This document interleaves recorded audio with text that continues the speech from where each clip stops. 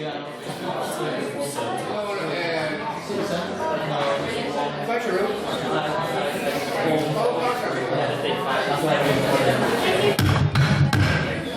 evening, one and all. I have dropped the gavel already. And welcome to the 6th only meeting of the 171st session of the Queen's University of Belfast Literary and Scientific Society.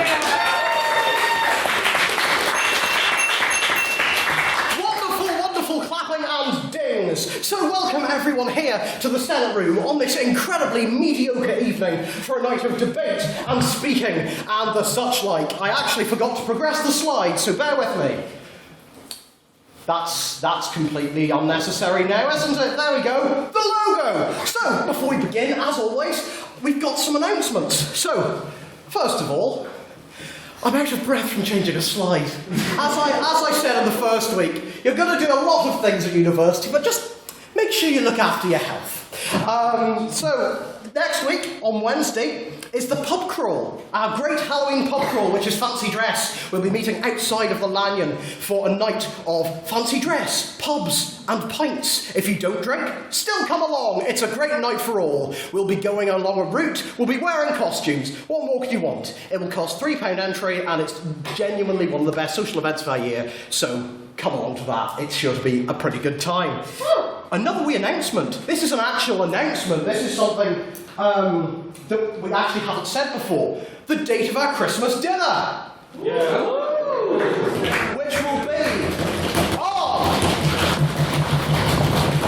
the 10th of December. That is the most dramatic announcement of a Christmas dinner date I've ever heard. So, nobody said 10th, I was sure you could make yeah, imagine if I'd just gone 10th of November. Everyone, yeah! Oh! Everyone being really confused. I'd love to just organise a Christmas dinner that takes place in like July. Get in full Christmas gear, get your wee hats on, get your crackers, go down to Kitch and confuse the hell out of a bunch of people. Which is, as we all know by this point, my purpose in life. So yes, I'll be on the 10th of December. It will, as I've said, be in Kitch, which is just down the road. It is the midway point between the Movie House Cinema and the Tesco's. So come on to that. There'll be an event page up at some point soon. So get along to that. No prices confirmed yet, so there'll be a wee form. Type in. I encourage everyone to go. Again, it's one of the great events of the year, because it's Christmassy and there's food, which are two things I like a lot. So, another announcement is the Literary Forum. If you're not in it yet and you're a signed up member, please join it. So for those of you who weren't there in the previous weeks, the Literary Forum is our Facebook group. It is where we will share all of our members-only things, so event pages, things about the annual formal, which will be coming up in March. Anything that concerns you guys, the members, will be going on that group. It's also a great place to have a chat about some of the political issues of our time. So if you're not in it already, send one of us a message, or I believe there's a little join the group button on our Facebook page. So if you're not in the group, join the group. It's the best way to get information. And another thing about the Letterific is we send people off to IVs, new people who haven't been here like the past few weeks. IVs are intervarsity competitions where we send speakers off to other universities around the island to debate in debates in a more competitive setting. So to talk a bit more about that, please, Becca and Min will speak.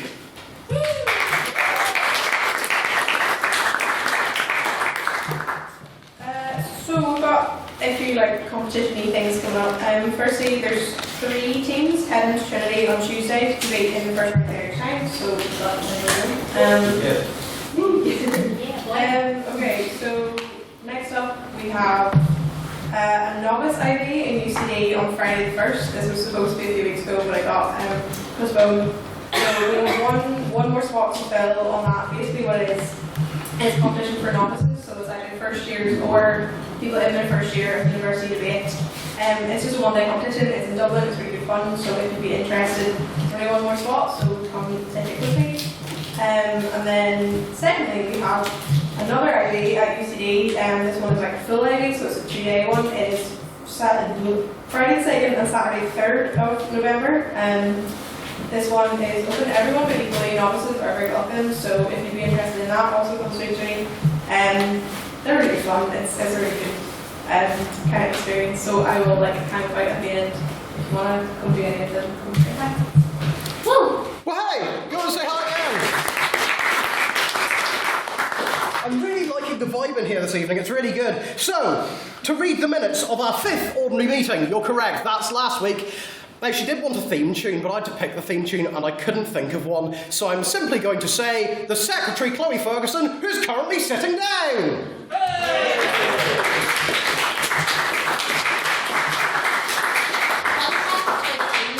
And Bradley picked Frosty Bryson, who was filling in for me for a few weeks at the Ancient, and he picked him one, and refuses to pick me one because I'm a girl, essentially. That's not why. It's Well, it does seem to be why. It's because girls aren't cool and give you cooties, apparently. Fun. Okay, so on Thursday the 17th of October, 39 members of the Literary and Scientific Society of Queen's University Belfast came together in the Senate room to debate the motion, "This House believes in objective morality." President Matthew Bradley began the evening with the usual announcements explaining in relation to our GDPR, "We are now legal. Hooray!" This was spoken with the same enthusiasm as an 18-year-old on their birthday who has to pretend to their parents they've never had a drink before, while standing at WKD a little too easily. Matthew then moved on to declare that he is in fact a massive nerd. I know, a shock to everybody here. And after a set of minutes given by yours truly, the House engaged with private members' business. Mr. Shane McGuinness opened by raising the fact that the long extended holiday of Stormont was coming to an end, asking the House's reaction to this. After a few half-hearted and what quite felt like defeated responses, the mood of the room was clear. Stormont is like that uncle you invite to Christmas. He never shows up, but you invite him nonetheless. Then the one time you don't want him, he shows up and bam, there he is on your doorstep making slightly sexist remarks, or in this case, some policies. In a separate piece of private members' business, Mr. Tom McGuinness read out a letter which was very obviously scribed from the hand of President Trump himself, and none of his surrounding counterparts, as it read, "Don't be a tough guy, don't be a fool." This sounds distinctly like my mother giving either of my brothers dating advice. Mr. Russell then began with what was the longest conversation of the evening over the epidemic, which is the fullness of the library during this time of year, and the most important element raised later on, being the pubs were a little less so full because of this. Mr. Nairn then declared that he likes books. Isn't that nice? You like books? Mostly, yeah. Yeah, mostly. Some books. Some books. So he does indeed occasionally like to read them, and although the McClay went through renovations, they destroyed his reading corner. The audacity, like, why would you do that to the man? And that's just not cool of them. This means he has to find a new corner to lurk in. I can already see the QUB love posts about our eternal convener forming now. Isn't it going to be so nice? Yeah. Other pieces of private members' business were also heard from Mr. Con O'Neill and Mr. Jonathan Horner. President questions began with Mr. Cornel McArthur. I can never do his name, he's not here, it's fine. Asking the President if he could just put his hard border anywhere, and where would he put it? Matthew, once realising the implications of his sentiment, had to pause the proceedings to get a glass of water. Once composed, he decided a border around his house would be best, giving great continuity to the theme of these debates that Matthew does not in fact want to embark into the outdoors at all. Mr. Olcombe expiring, keeping in the high level of decorum of the Society presents, asked the Prez his opinion on the War of the Wags between Rebecca Vardy and Colleen Rooney. Matthew responded that he didn't look at general trends in a classic, "I'm not like other guys, I use the internet for memes" move. Yes, of course. Only the hipsters and edgelords in the room would know what a meme is. Mr. Lacombe then asked the President whether anything interesting happened in his day. President Matthew Bradley responded with delight to this obviously preset question, with the tale of him walking into his medieval literature seminar, because he is that cool English lad, to see good boy and physics student Luke Holmes. This confusion carried throughout the night, causing the President to spill water over a bunch of electrical wires, an all-round smart move. Other President questions were taken by Mr. Mucklemore and Mr. Matthew McCallion. With that, a vote of prior opinion was taken on the motion, "This House believes in objective morality." With 12 votes for the proposition, 12 votes for the opposition, and 11 votes for the abstentions. Listening back, you can hear the confusion because I just didn't know how to handle a tie. And I had originally in like a joke about not being able to handle a tie because I wear dresses a lot, but it was just such a shit joke. I can't even put it in. Fine. Maiden Speaker, Mr. Ben Cavan, opened for the proposition by stating that moral law simply exists, transcending temporalities or time periods, calling on slavery as an example for something that was wrong, but people just didn't realise at the time. Mr. Cavan argued that morality gives an inherent base point for what is wrong and right and justice. For our first opposition speaker, Mr. Matthew Sullivan, HLM, objective morality is non-existent as there is no visible spectrum to tell whether we are right or not. Every person has individual responsibility and opinions. And I mean, looking around the room here, I'm very certain we all agree on everything, right? No strong opinions in the room from looking around in Facebook this week? No one has any. I thought as much, yep. Speaking second for the proposition, Mr. Mucklemore began by telling the House it was good to see them. Or was it? Keeping us all on our toes, I know. Mr. Gilmore debated destroying them liberals that facts don't exist with a subjective system. And that discussion itself suggests that there has to be a right answer somewhere. Mr. Matthew Bryson, second speaker for the opposition, argued that the idea of a simple right and wrong was a fairy tale vision, cute but not realistic. Like an imaginary friend who would like to be real, but isn't just concurrently isn't and drives you insane. Mr. Bryson argued that experiences can change you and your moral system, and just because something is agreeable doesn't make it moral. Closing for the proposition was Mr. Shea, Glasgow HLM. You at the time I had minuted nothing about because he just spoke at a very high speed. Listening back to the recording, two things stood out. Number one, a lot of waffle. And number two, a Grinch-style closing which depicted that we of course knew right and wrong, because where does it come from? Our hearts. An emotional moment for everyone in the room. Finishing the debate for the evening, Mr. Chris Hubble declared that morality is a social contract which depicts how we interact as a group of people, which explains a lot about how people in this room do things or with each other. And this is local and defined by class or space and time, making it inherently subjective. Questions were received from Miss Jodie Morrow, Mr. Matthew McCallion, Mr. Tom McGuinness, Mr. Con O'Neill, Mr. Peter Dunn, and Mr. Conor McArdle. I can never do that name. Up here, a vote was taken. Reading that proposition had 10 votes, opposition had 22 votes, with 40 abstentions. Without the opposition had won on the motion, this House believes in objective morality. A narrow defeat that Mr. Mucklemore was definitely not still bitter about and cancelled the following Monday. May I take the minutes as read? Aye.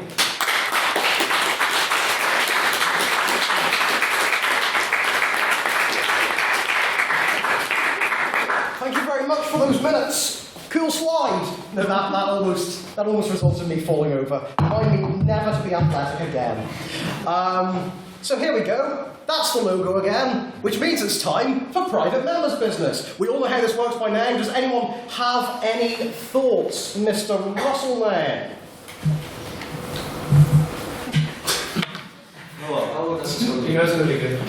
I was having quite a nice day. Quite an enjoyable day. I did a tiny bit of reading. I had a lovely breakfast. Played some games, and then about an hour ago, my day was brought to a rather abrupt halt of joy when my attention was drawn to an article surrounding a new Channel 4 documentary titled, and I quote, "The British Tribe Next Door." The premise of which is they have made a mock-up of an African village, filled it with tribespeople, and then built an English house on the outskirts of it, which they have filled with pasty white people to see how they interact with the natives. What the fuck? That's a fine, Mr. Man. Discuss. As you may have noticed, I have become a lot more stringent on fines this week. So both Chloe and Russell owe a large bag of confectionery for Candy Corner. And I'll move on to the reasons why later. But are there any thoughts on this programme? Mr. Matthew McCallion. Thank you, Mr. President. Very briefly, I'd just like to say that I disagree with the President's decision there. I believe that considering what exactly this programme is, Mr. Nairn's reaction was completely 100% called for. I'd love to say I don't make the rules, but I do. Are there any other responses to that? Mr. Tom McGuinness. So I might well have been the same article as Russell read, but there's a very good article in The Guardian sort of talking about this new show and sort of saying, while, the people, the people people, the British people who've been sent, they're in the heist, and everyone seems to have relatively good intentions. You can't get away from just the implicit racist implications of it. And I wonder, along with the author of that piece, how, considering the levels of funding and infrastructure and logistics that go into making a television show in the modern day, there was no point that any significantly senior figure in the production of that show raised their hand and went, hang on a second, are we really doing this? It is a genuine indictment, I feel, of capitalism, as most things are, that this show managed to be made. Got you, Ricardo! Aha! I guess the TV in Soviet Russia is great. Are you watching Soviet TV? How can you say it wasn't? We'll go for Mr. Jack Patton. I would like to respond to the last speaker's points. This is not an indictment of capitalism, which is something you will very rarely hear me say. This is an indictment of Channel 4, because Channel 4 are shocking. They're the people that brought us Big Brother, brought us a show I was recently subjected to by a girlfriend called Sex Tape, which is like couples therapy done for national TV, including porn. And it's one of the weirdest things I have ever been subjected to. I am not surprised at the existence of the show. I'm just surprised it didn't happen sooner. I mean, it's no caravanning with Shane Ritchie, is it? That is a real show. I didn't make that one up. Can you state your name for the minutes, even though I know you? Yes. What's your name? Matthew Sullivan, HLM. For clarification, HLM stands for Honorary Life Member. If you do good things for the society, you can be awarded one at the end of the year. Just for clarification. Keep going. I would like to, without any kind of judgment, recite a quote from the trailer for the previously mentioned show, in which a woman looks at one of the tribespeople and says, "I am from Durham tribe." How did this get greenlit? I don't know, just when you said that, something about it just felt really grubby, and I just didn't like it. Should have, no, you can't just tell me what to find people. If you do that one more time, I will fine you. Blame me for that. I'll do it later. Mr. Conor McArdle. Britain struggling to come to terms with colonial past? No. Also, I'd just like to point out, that's how most people in the freelance communicate as well. I am from Fermanagh tribe. I like their shirt.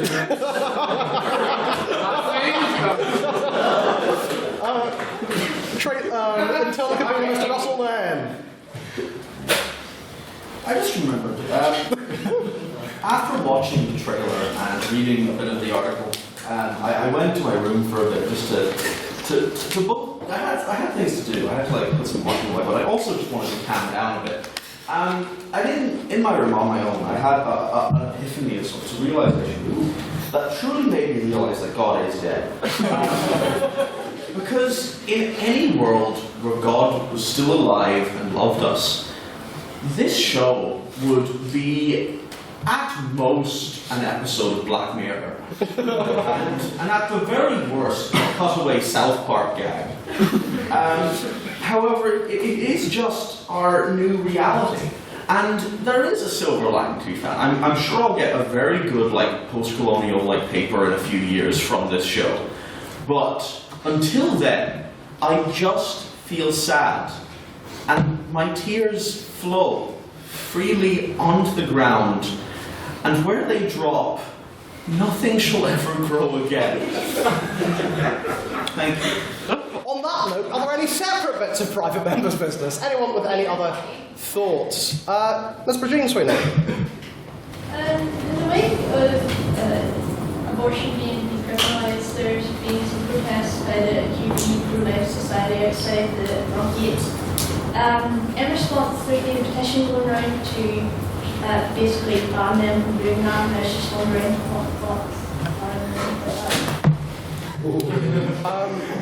I'd like to say, I shouldn't need to say this, but I'm just going to say this for the sake of it. Be respectful, please. Just to everyone in the room. Societies with abortion debates are always fun, Oh yeah, we had an abortion debate a couple of years ago, and it went well in the room. I'm going to go. Mr. Ben Cavan is waving at me like he's back in BGS, really wanting the toilet. Well, as a member of the Pro-Life Society, which I'll not hide from you, I think this petition, regardless of whether you're pro-life or pro-choice, is just ridiculous. I think that every society should have a freedom of assembly. I mean, the guy who made the petition, I read through the stuff he said. I don't know what people think. Most of the signs we held were peaceful, and we want people to talk to us. If people feel vulnerable, they can come talk to us. No one came talk to us, no one said anything. This guy who made the petition doesn't even go to Queen's, he goes to Liverpool University. So I don't think he has a right to talk about the societies in Queen's. Are there any other thoughts? Mr. Shane McGuinness. Can you please share the petition with the House, please? The petition, what it says? We'd rather not have like links to petitions shared on the Litter Forum at the moment. If you want to like get the link, just type it up. If you want to get it. Because like, the thing with the Litter Forum is, we've got like a no advertising policy, and we need to be impartial on these issues, so if there is a petition, we can't share it. That's just some admin. That kind of destroyed the mood a bit. Also, if you're going to just, this is another admin, and if you're going to post a placeholder from, as in like advertising, just message me or Bradley or another member of council first. We'll usually just approve it. Yeah, we'll usually approve it, but in the case of things like political things that are just like ads, we will generally be like, with political things we'll never approve.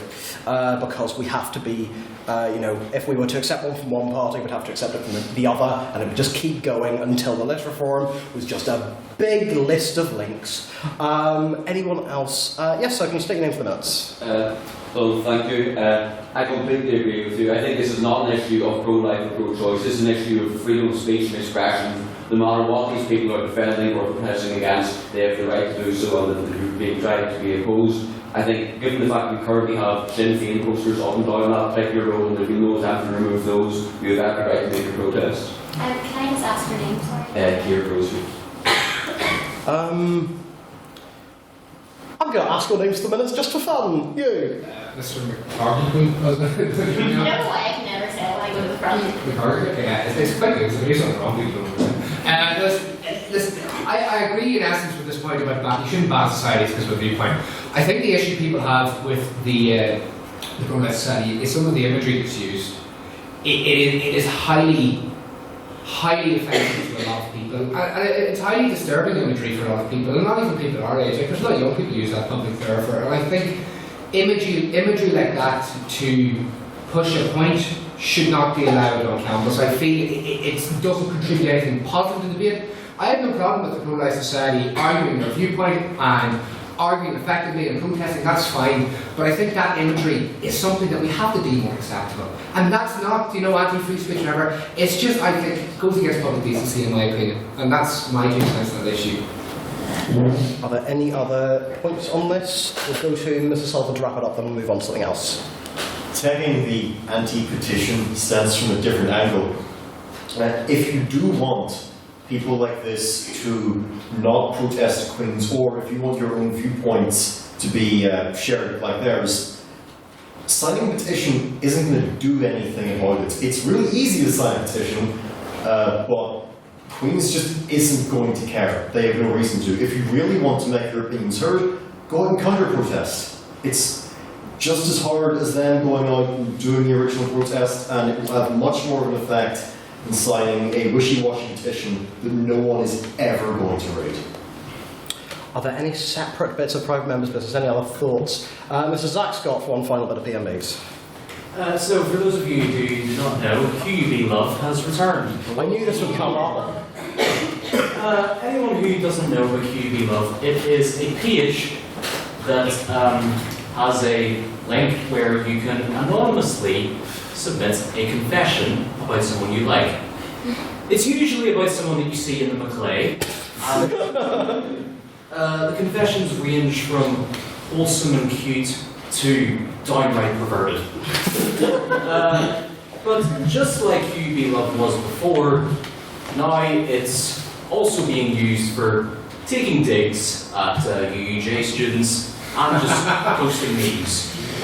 And most recently, I saw someone literally just copied and pasted the lyrics to All Star by Smash Mouth. Which does lead to very simple question of how long is QB Love going to last this time? To those of you who are new to the university, this was a thing last year as well. It kind of cropped up and it got, I believe the word is zucked, and was taken down. I minuted a set of, this was brought up last year and I minuted that, and I made a very disgusting joke which only about half of the room liked. I just wanted to share that trauma with you. Mr. Mark Gilmore. Hopefully forever. Hopefully it will last forever. It will never be shut down again.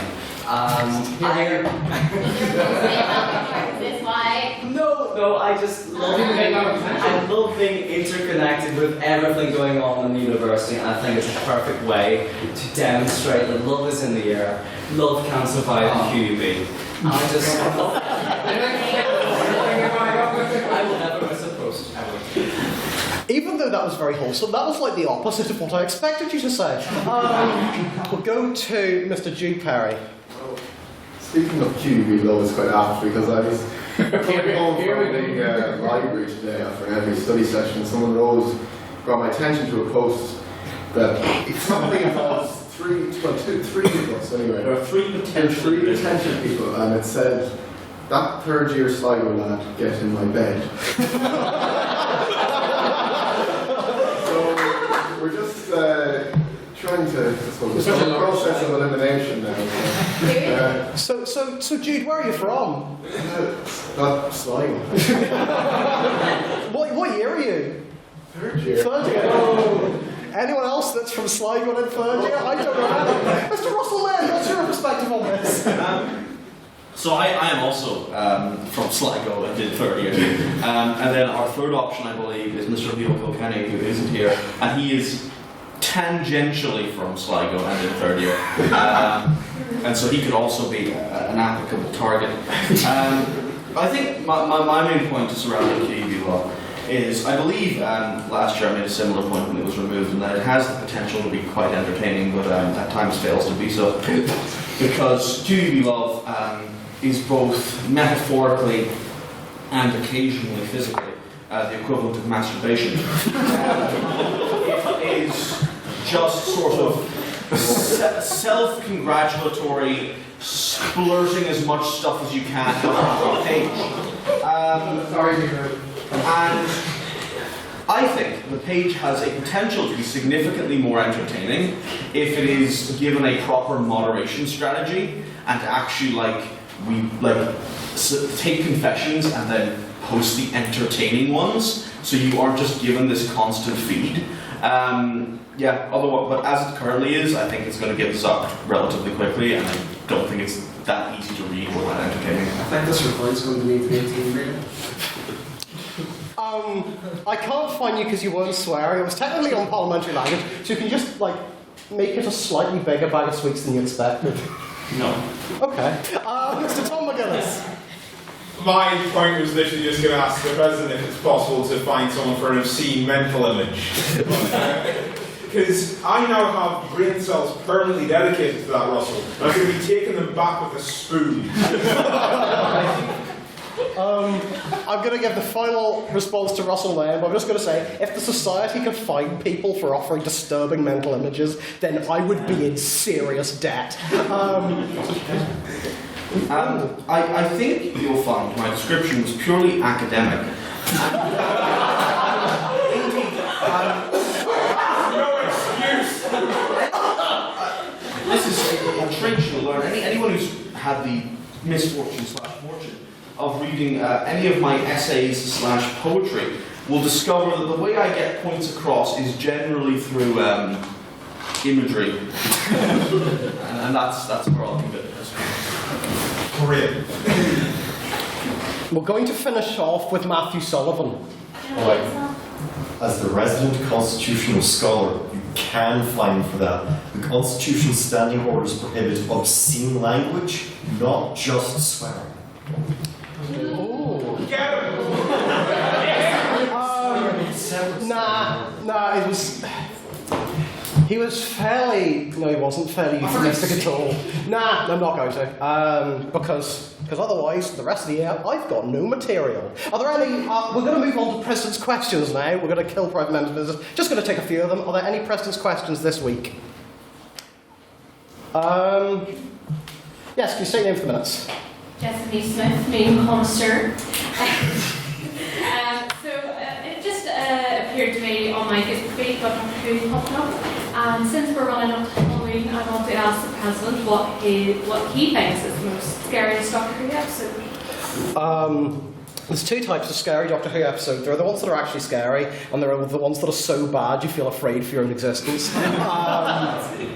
In terms of scary, I'm going to have to do the boring basic answer and say Blink, which is the one that you remember from your childhoods with the Weeping Angels that I know people that have genuinely wept at. So I'll have to say that. Scariest in terms of how bad it was, I'm going to say, and this is quite a controversial pick, and very few of you will have seen it because it's one of the ones when the show's popularity was really waning.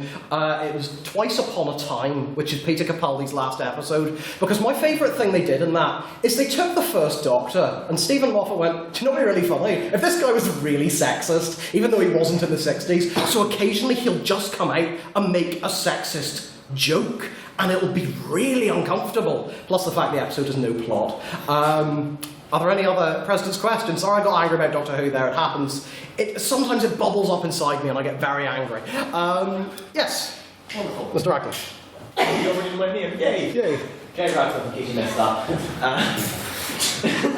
I try to remember as many names as possible. Thanks. May I suggest, in order to combat the rising levels of spite from the Madam Secretary directed towards you, for her theme song, Killer Queen by Queen. I actually have such a funny story. Well, this is President's Questions, not Secretary's Questions.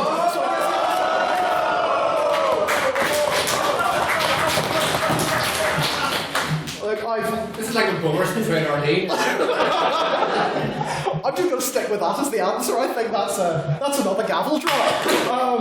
Yes, it didn't break. Real President's Questions. I'm so sorry, but let's be honest, I'll be receiving a lot of abuse in those minutes. I may as well make up for it. Mr. Russell Nairn. Mr. President, could you please describe in detail the structural integrity of the gavel that you have been so brutally handling this evening? It's got about as much integrity as an English student's mental health. It is, if you can, I'm going to actually walk around with the gavel. From a distance, it could look quite impressive if it's there, but you'll notice that there's like a plastic wrapping on it, which is slowly falling to pieces. It is absolutely horrendous. So from a distance it looks okay, but it's actually, and it's really weak. It's a really, I'm going to hit the gavel, I'm going to show you how weak it is. That was, the base actually moved. So this gavel is as weak as many of us feel inside. Are there any other questions? Mr. Zach Scott.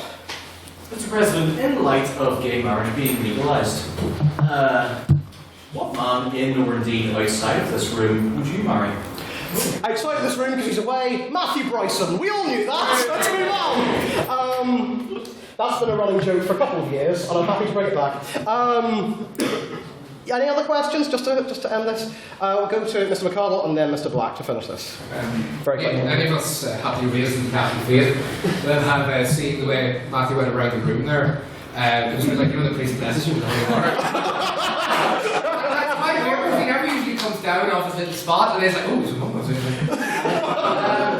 Have you ever considered this career in the priesthood?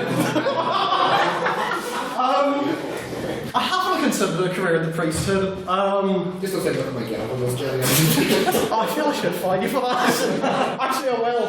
I'm going mad with power. Conor McCardle, here we go. This will be, I believe this is your fourth fine, Mr. McCardle, this year.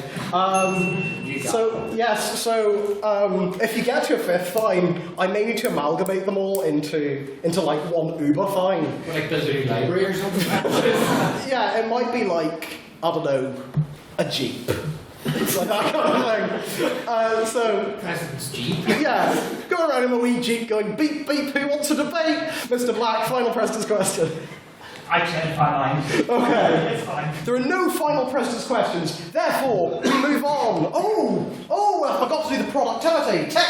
Private members' business done. President's questions done. Hooray! So now we move on. Oh, that's the motion for tonight. This House regrets the romanticisation of the past, and it moves. So, this is tonight's debate. I think you all know this from the event page. So we're going to move on to our vote of prior opinion. Are you ready to do a vote? Yeah! I said, are you ready to do a vote? Yeah! Then prove it! If you believe that in the proposition for this debate, and just your opinion going into the room, please raise your hand and say aye. Aye. 1, 2.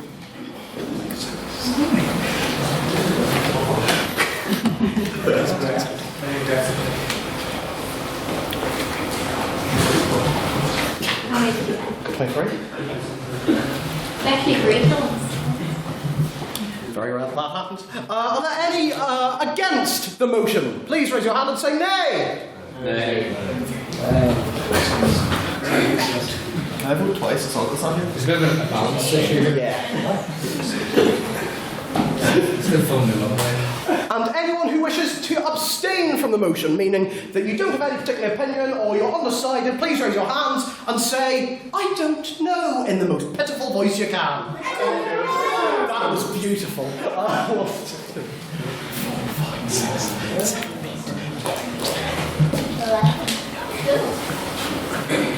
Madam Secretary, can you please read back the vote with as little abuse as possible?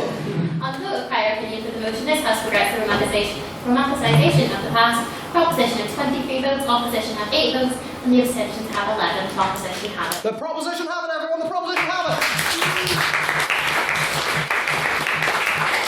But before we move on to the debate, I think it's time that we go over the rules again. But everyone knows this slide. What about this one? Oh! We're getting into the hardcore bits now, ladies and gentlemen. So, more rules, i.e. things not to do. Barracking. You may hear during the speak... Pardon? Hey. That was good, huh? I decline. Hey. I accept. Hi. So anyway, as I was saying, barracking is when you try to get, I decline, when you're trying to get your point across and you've just answered a question and somebody then immediately, as soon as you've answered that question, puts their hand up and I thought you were going to keep doing it, so I spoke quickly. I'm now going to explain it at a very slow speed. So what barracking is say you get asked a point of information and then pretty much as soon as it's finished being asked or as soon as you finish responding to it, someone else's hand goes up. I'll say no barracking, you put your hand down. Basically what it means is it's so that when someone's up there, they don't have people constantly going, I've got a question, like, pick me, like that, because it's really, really annoying. So if someone's been asked a question, please do not ask another question until they've fully answered that question. Just give them a wee bit of time to actually answer it. So don't go... just don't annoy people, basically. Other things not to do. Swearing. We're clamping down on swearing. One, because it's very rude, isn't it, Russell? He never really swore, he just swore mentally in his head. Oh no, he swore earlier. Yeah, but that was one of the racist stuff. So you're allowed to swear. No, you're not allowed to swear. You're not allowed to swear. That can be misconstrued. You know, No, we had a chat about this, and swearing is going to be immediately fineable. What will the fine be? It will be a large bag of confectionery, to such a size that you go, that's big. It just means you have to go out of your way to do something when you're fined, and we will be expecting them very soon. Colin McArdle. And like Santa Claus, I'll be making a list and checking it twice. So, that's the rules done. And so please welcome to open the debate for the proposition, after I've got all of my stuff together, Mr. Shane McGuinness.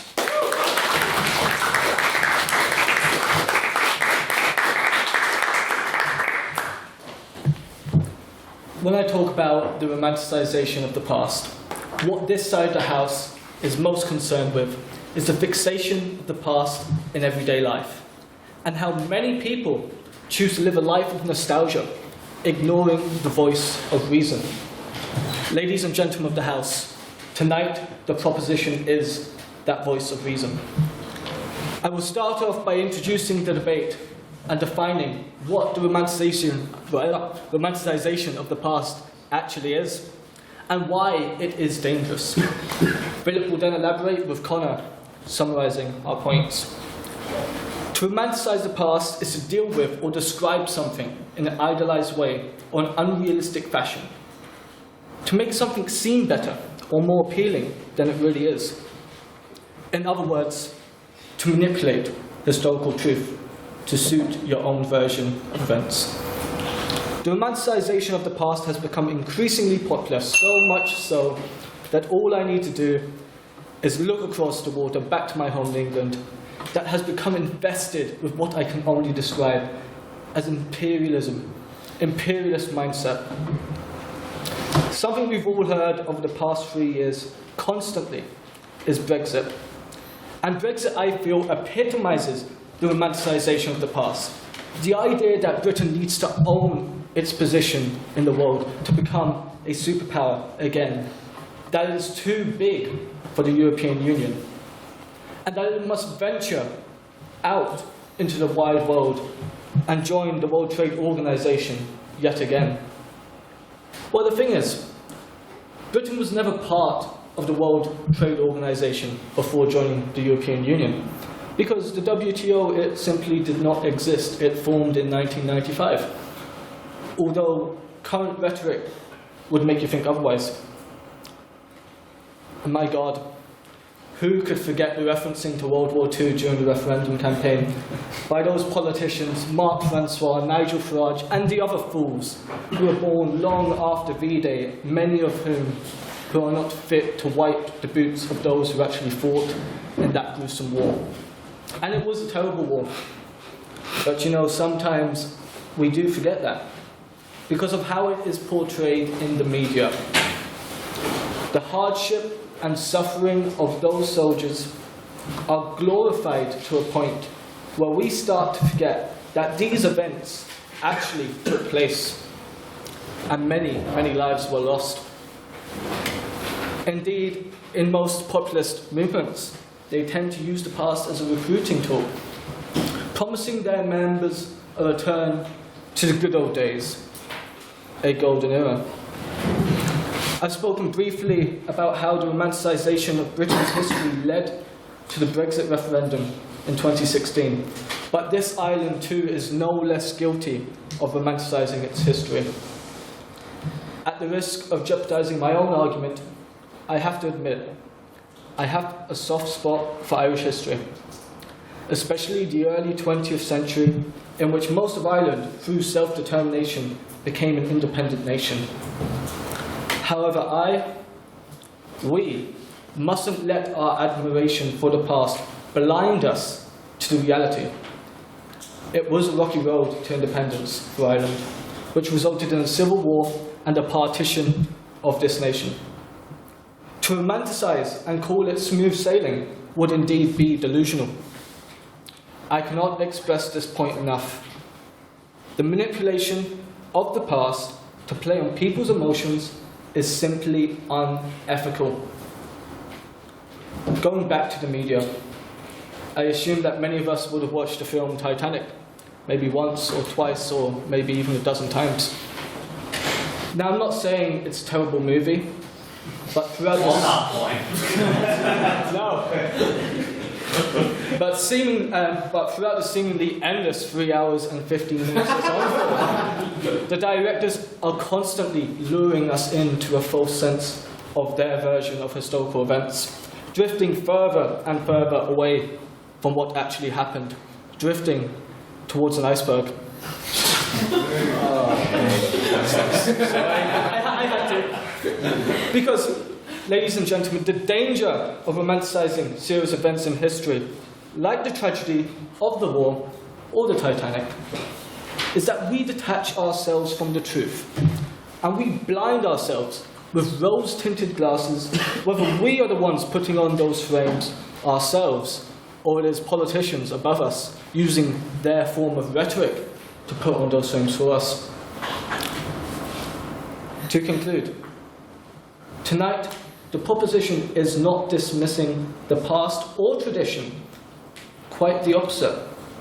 We ask the House to look further and deeper into history. Put your emotions to the side and look at history from a reasonable standpoint. And do not be fooled by the sprouting of nostalgia of days gone by that will undoubtedly come from the opposite side of the House tonight. Instead, adopt a reasonable and measured attitude when analysing history. When I look around the room, I see a group of reasonable people. I ask you to use that reason when deciding how to vote in tonight's debate. Thank you.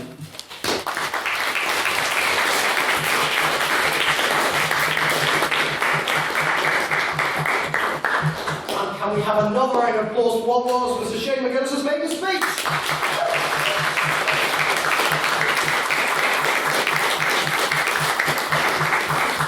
Thank you very much, and it gives me great pleasure to welcome up to speak first for the opposition, Mr. Jack Patton.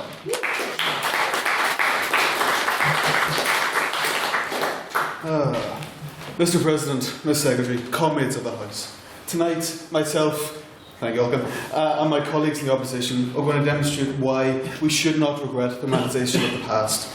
I am going to start by defining the motion for the opposition, then I'm going to lay out what the proposition have to do to successfully make their case, and give 3 examples, it's now 4 because I need to rebuttal something he said, of romanticisation as a positive.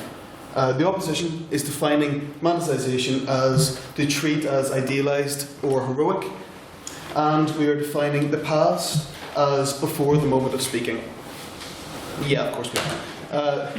I'll do my point of rebuttal first because I have other material written. The movie Titanic, while grossly inaccurate, does not claim to be a documentary, and more importantly, the existence of that movie caused a gigantic boom in the tourist industry in Northern Ireland. It is built an entire centre on the, I've completely forgotten its location, right beside several other articles in that area. I really don't know Belfast very well.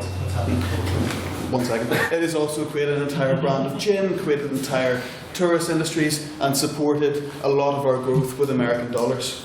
Now, to be successful, the proposition must prove that the romanticisation of the past has had overwhelmingly negative outcomes and provide enough examples to outweigh the positive examples that will be given by myself and the second speaker. Now, my first example of the positive outcomes of romanticisation of the past is this society.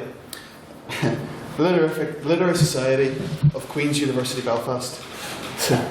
There are some stories from the society's past that have become near mythic.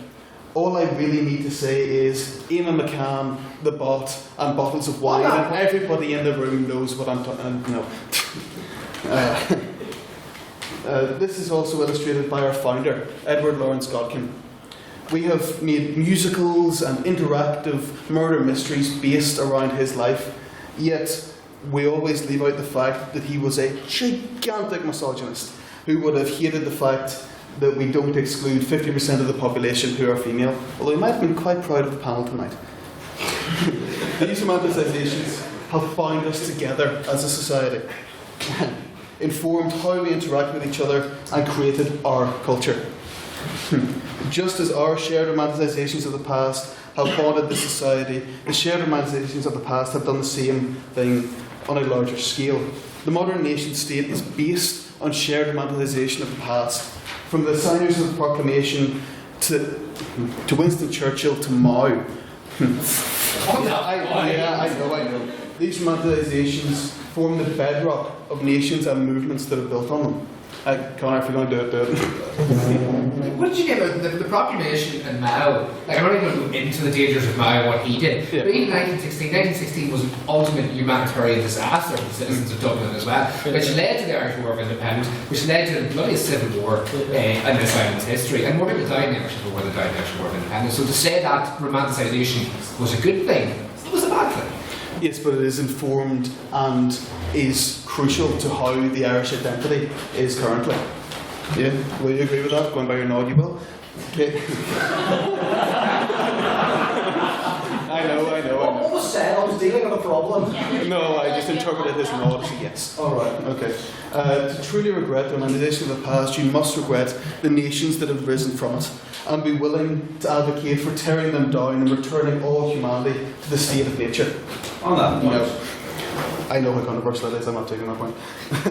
Because without the shared romanticisation of the signers, then Ireland would be radically different if it existed at all.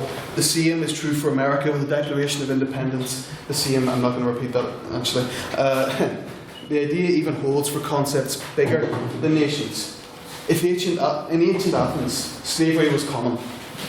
They were incredibly misogynist and elitist, yet our shared romanticisation of them has spawned and underpinned an idea common throughout the world, that of democracy. On that point, Go for it. so are you saying that without the one example of Athens whose democracy was woefully limited on a number of levels, no other state would have come up with democracy or would have developed a democratic identity regardless of Athens' influences, despite countless examples of, for example, the Haudenosaunee democracy in First Nations America, which developed a democracy entirely independent of Athens. I'm saying it underpins the Western idea of democracy. You can always see examples like various American leaders, various British leaders talking about Athens and this idealised history of it, talking about their democracy. Right, now to my lighter example, the true artistic masterpiece that is Zack Snyder's 300. As an example, 300 is interesting because it represents not just one level of romanticisation, but 4. The movie 300 is primarily inspired by comic books about the Spartans, which were inspired by a previous movie, which was inspired by Spartan propaganda. 4 levels. See, this shows the pop culture value in the romanticisation of the past. It means, I mean, imagine how boring a documentary about Sparta is compared to 300. No anthropomorphised goats, a Leonidas who isn't vaguely Scottish, and the lack of an overall narrative. On that point. No, I have to get through the rest of this quickly. That's why. 300 is by no means the only example of this. How many songs, how many films, how many books were inspired by real events? If we regret the romanticisation that brought these about, we must regret them all. Romanticisation of the past has added so much to our pop culture, it just wouldn't be the same without it. In summary, the common myths created by romanticisation of the past bind us each to each other, creating the basis for our culture, political and popular. Without it, many of the structures, big and small, that we take for granted would not exist. To truly regret the romanticisation of the past, you must regret this society, all nations, and the movie 300. Whatever extreme examples the proposition offer cannot outweigh that. Thank you for listening. Vote with the opposition, like in Parliament.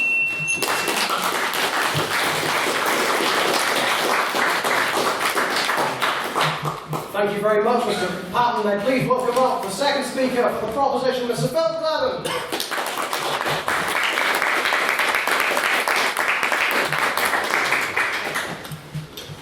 First of all, a wee bit of rebuttal on the comments made by the opposition. Now, this idea that nations now romanticise the past and how it can be a good thing is absolutely ridiculous. A majority of nations will use the romanticisation of the past to their benefit.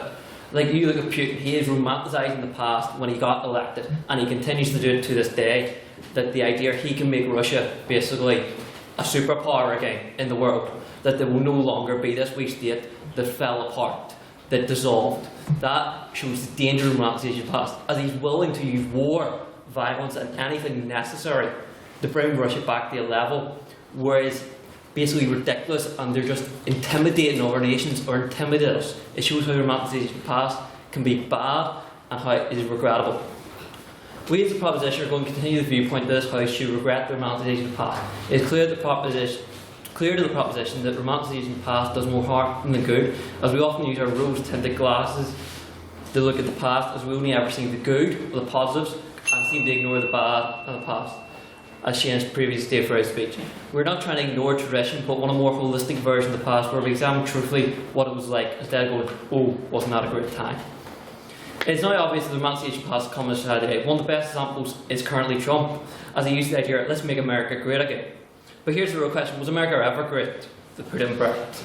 In my opinion, it's never been great. As the heyday of America was just after World War II, when they realised that the military might and the military power that dominated the world and be a superpower. But were they ever great? No. Because during that period, there's unprecedented racism, there's unprecedented sexism, reform, ageism, all happening in America. How can something be great? People are having to campaign for civil rights, such as Martin Luther King Jr. It's simple. It can't be great if there's not equality for all. And there's still not equality in America. Let's be fair. We all see the news most times. Even during this time, the divide between the rich and the poor got bigger. So how is this a great time? Maybe it's just great for the wealthy like Trump, and it's an easy political play to say, let's make the country good again. But the danger is we're looking for rose-tinted glasses. We're going with how we were great, how we were superpower. On that point. No thanks. So we're looking at it through the rose-tinted glasses where we say it was great. But the reality is it may not have been, and we overlook the major negatives that existed. Even romanticisation of the past evident in society in the UK and Ireland today. How many of us thought about the days before Brexit and Trump and went, oh, we'd love to go back then. Parliament might actually do something, and we might actually have a Prime Minister who can have a bit of power. But in reality, we go back to the time of austerity, and we were divided then as we are now. The only difference is the issues. Before Brexit, we were divided by austerity and austerity measures and how to deal with the recession. But now it's Brexit that divides us. It's like the idea of university fees once divided the country, still does. But that was the main issue of Parliament at one stage. But now it's Brexit. We're still divided then as we are now. Even then, we were coming out of recession, thousands have lost their jobs, rather than which, such as the bankers that came out with their big massive bonuses and went back pretending nothing had really happened to them. This shows again how we tend to look at the past as almost better, but in reality it wasn't. Even the new Prime Minister, Boris Johnson, referred to Britain as the greatest person on earth. This even shows how he's romanticising the past, because even what's recently occurred. Like seriously, who looks at Britain and goes, it's great, it's the laughing stock of the world. Nobody can argue against it. We made a vote that was absolutely ridiculous. This again, no thanks. This shows again how people, through the recent history even, such as the Prime Minister, romanticise the past as they only want to focus on the good. Britain was once great. This idea we can build 2 new aircraft carriers and suddenly we're going to be a superpower, or we're suddenly going to have a bit of military might. You're absolutely not, because nobody wants to join the army. One of the main reasons about the romanticisation of the past is because of the dangers it poses also. This romanticisation can lead people falling back in the past instead of moving forward. And we can see it today as we portray people in our society as heroes and their actions heroic, but this encourages people to follow in their footsteps. For example, is it heroic to achieve your aim through violence when we say these people were freedom fighters or defenders of the community? But which we all have to admit is commonplace in our society today, no matter where you come from, especially where we're from. But this one, go ahead. Well, we have to always look forward. There are values in which we were involved in the past, values which are lacking in society now, you know, such as camaraderie, I can't think off the top of my head, but there are values that are positives in the past that people could rediscover now that could help the whole situations. Obviously there is values that are beneficial, as you say, camaraderie, that may have occurred in the past, and it still occurs today in instances, but they're not as big and not as recognised. We're not saying we should ignore the past like that. We're saying the problem is we look at the past and we tend to focus on what was the good. The good was the camaraderie.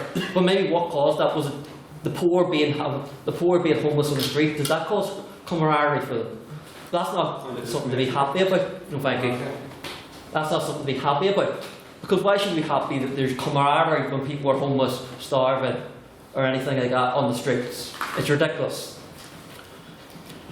This romanticisation class can also lead to people therefore engaging in activities that may be illegal or dangerous, as they think someone before them has done it, so therefore it must be right. And many of these activities would be reckless. This shows how romanticisation past can lead us back into the past, which we feel hard to change, as people will go, if it worked 20 years ago, it might work now. But the reality is, we don't want to go to the past because we have changed and adapted. Therefore, I believe you should agree with the motion that the House regrets the romanticisation of the past. We only tend to look at the past with these rose-tinted glasses, ignore the bad and over-exaggerate the good. A clear tradition must not be ignored, but instead must look at the past in a holistic version, where we see the good and bad instead of romanticising the past for our rose-tinted glasses. There is things such as camaraderie which can be beneficial, but as a holistic version, a lot of the things we romanticise are war, violence, the poor, discrimination. These are the things we want to romanticise. So I'd argue that you should vote in favour of the proposition. Thank you.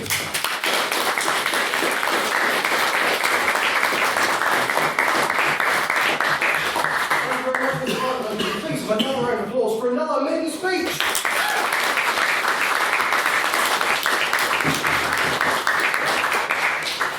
What's that? Looks like it's time for another maiden speech, so please welcome to speak second for the opposition, Mr. Matt Lee.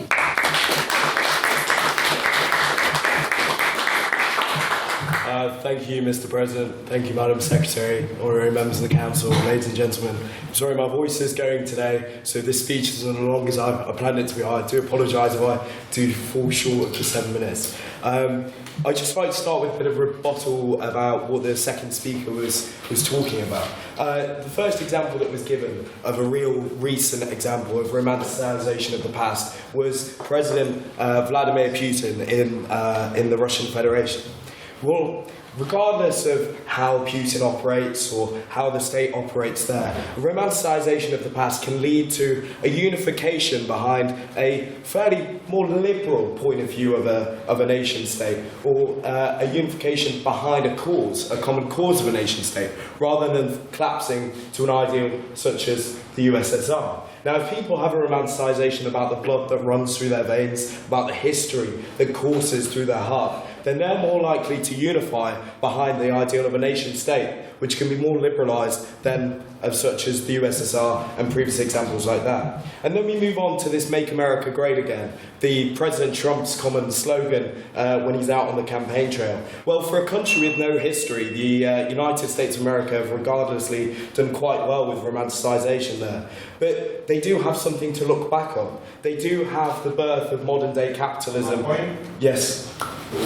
Aye, they have, so Donald Trump's biggest, Donald Trump's loose storage of your working class people with certain beliefs towards minorities might have something to look back on, but that message is entirely exclusionary. For LGBT Americans, please point me to a point that was better for LGBT. Please point me to a point So better for minorities. I take your point. If we start to view romanticisation on a narrow point of view, if we only look at it for certain communities or certain things, well, actually, people do have a lot to look back on.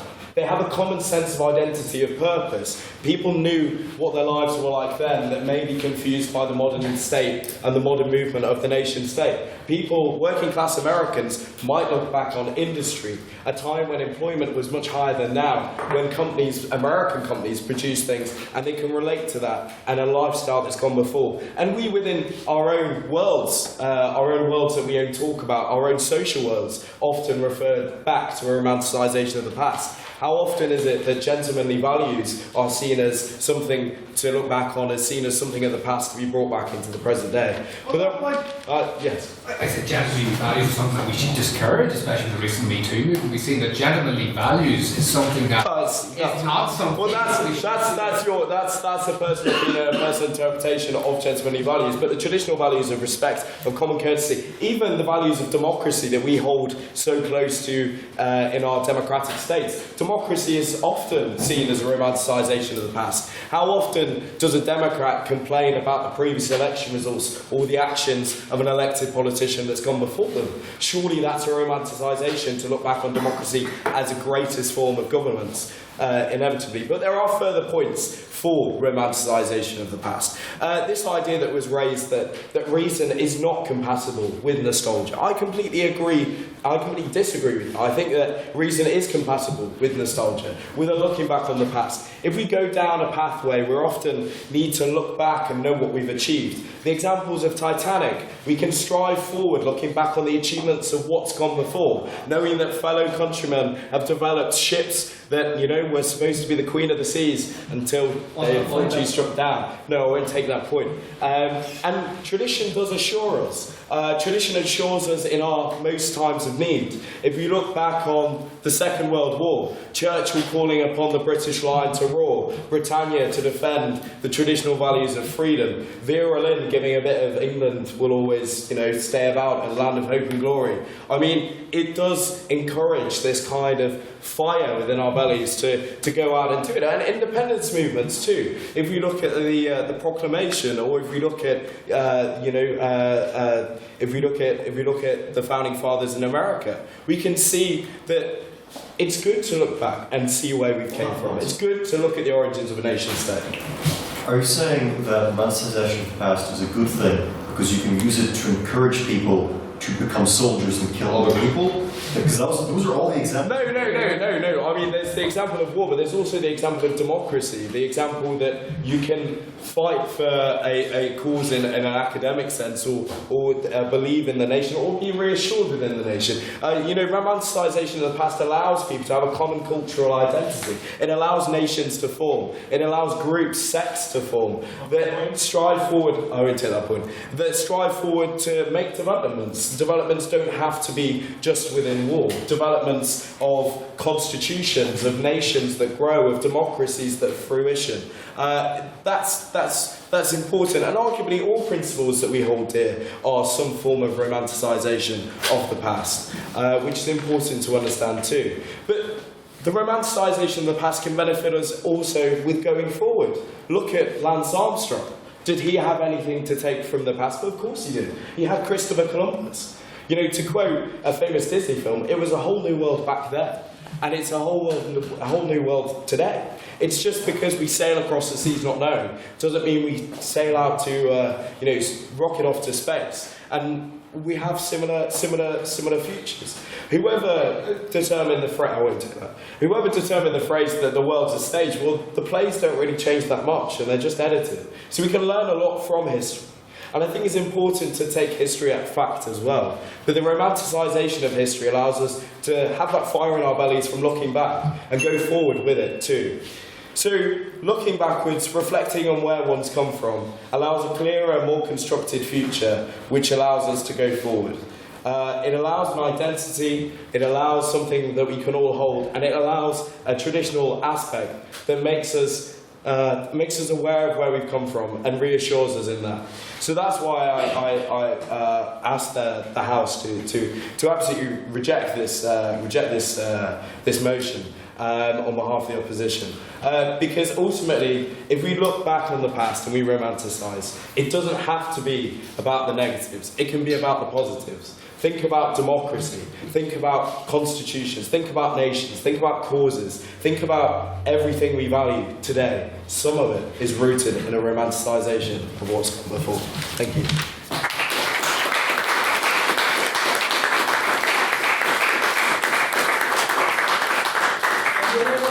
Another round of applause for Mr. Lee's maiden speech.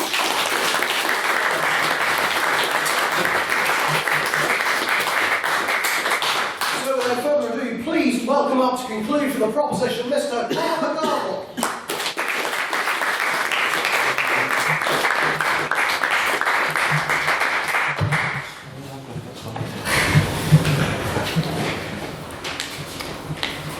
Ladies and gents, today when I was doing a bit of preparation for this speech, I was looking up at the bookshelf, and The Portrait of Dorian Gray struck me as quite an interesting book to refer to in this debate. And there's a great line that's in it, and it says, "The one charm of the past is that it is the past." This book is a great metaphor for this debate this evening. We can look at the past and we can pick out exactly what we want from it and manipulate it and twist it to suit our own desires and needs. And a bit like the portrait itself, the portrait's often hidden. The true facts of the situation are often hidden. The previous speaker referred to the glory of the British Empire. The glory of the British Empire is very, very similar to Dorian Gray itself. On the outside, it's very beautiful. We brought them railways and trains and things like that. But if you look at the deep undergrowth of it, there were some systematic abuses, and not just by the British Empire, but by all colonial empires. We have to be incredibly careful with the romanticisation of the past. It's a very, very potent and powerful thing. It's an incredibly dangerous thing as well. Now, as I said, that novel is a fantastic metaphor for the scene. Now, I appreciate that there is clear desire and clear joy in romanticising the past. We've all done it. We've all watched a movie, as 300 was alluded to. We've all watched perhaps Michael Collins or whatever you want to watch and thought, well, that's great. And we've all been guilty of it, But at the end of the day, you look at those movies, what happened to Michael at the end of it? It's not a good thing. The past was a horrible, horrible time. We have to look back on the romanticisation of these wars of independence, and notably the previous speaker as well. The majority of those examples resulted in countless deaths. The Irish independence movement, yes, so. Yeah, I don't know if you follow the news very much, Connor, looking at sort of modern world events, but actually there are countless deaths still happening today. If we actually look at society as a whole, throughout time we are living in one of the higher death rate ends, so maybe looking back to the past isn't a totally bad thing. The higher death, yeah, okay, it's fair. I'll accept the higher death rate ends. I'd like to see those statistics though. But we have to look at the fact we are living in an unprecedented age of human rights. We have one of the highest qualities of living anywhere in the world here, one of the highest qualities of living and rights anywhere in the Western world. And that hasn't come about from romanticisation of the past. And Shane spoke eloquently about the real consequences of the romanticisation of the past, what's happening in Britain. That is a clear inability of Britain being able to deal with the decline of its own empire. On that point, yes? How can you constantly stand there in front of an educated, informed audience and claim that Brexit is a movement to bring back the British Empire, when very, very clearly it's a populist movement that was voted for overwhelmingly by people born after the British Empire. I never said it was. And furthermore, the European Union in its current form didn't come to be until 1993, long after the British Empire had been dissolved. I understand you're against the romanticisation of the past. Is that right? Are you also against being ignorant of it? I never said that this was a desire to bring back the British Empire. I said it was inspired by Britain's inability to deal with the decline of empire. And that's something that's been agreed on by all academics recently in their study of Brexit. Now, the European Union wasn't even mentioned. I love the European Union. I'll chat about it all day. But that wasn't any part of my point. I'm not saying Brexit was a desire to bring back the British Empire, but it's directly inspired by its decline and Britain's inability to deal with its decline. As I said, Shane was speaking very, very eloquently about the real consequences. And as we sit here tonight in one of the most divided parts of Europe, still to this day, we have suffered, no thank you, we have suffered from romanticisation. We have suffered from that very, very potent and dangerous element of nationalism on both sides, of a desire for something that will make your life better, something that solves your problems. And that's what happened in this country for decades. Young kids growing up with no opportunities in a war-torn part of the world. And they were presented with something that would make them feel as if they were fighting against it, something that would romanticise them. And they were told, they're to blame for your feelings and your faults. It's their fault. You're going to stand up like your forefathers and fight for your freedom, whatever that definition of freedom was. That is the real effects of the romanticisation of the past. There's countless upon countless examples of dangers of the romanticisation of the past. And yes, of course, pop culture is important. We're not denying the use of fiction, we're not denying the use of a good movie or a good storybook. What we're saying is we regret this romanticisation, clearly because of its dangerous and negative effects which we are witnessing across the world at the moment. On that point? Yes. While I'm not going to argue that we have not fallen victim to a very narrow and extreme form of romanticisation, we have also gained from it. The romanticisation of the Good Friday Agreement has inspired so many people like myself in the politics who want to change this country. Is that not show romanticisation as a positive as well?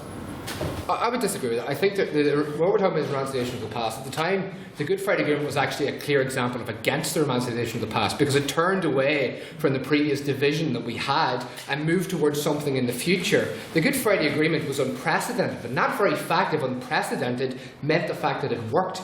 It wasn't looking at the past, it wasn't looking at these ad hoc solutions that had been tried before. It was something that had worked in the present and in the now for the future. And we had this debate a couple of weeks ago about the Good Friday Agreement, and there were some interesting points that were noted as well.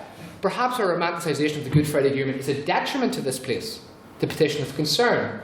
The fact that every part of our institutions relies on sectarian cross-community issues. Perhaps the romanticisation of the past is holding us back here in Northern Ireland by the very institution that we talked about in the Good Friday Agreement in that regards.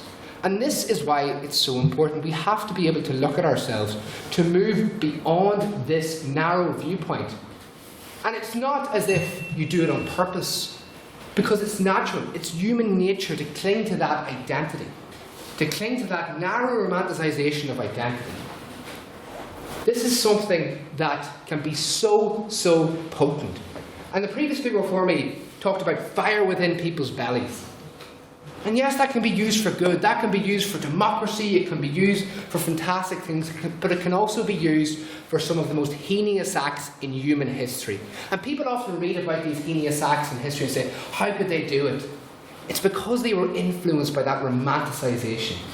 They were influenced by that level of groupthink, that what we are doing is beyond wrong because the entire group is moving with it as well. On that point. Protect the time. And we also have to be incredibly aware of it and incredibly cautious of it as well.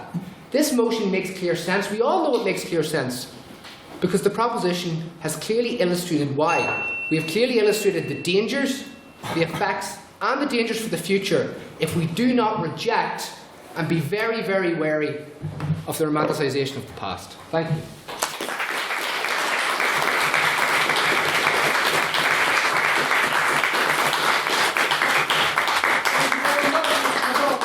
Please welcome up to conclude for the opposition and in the debate, Mr. Olga McScarron.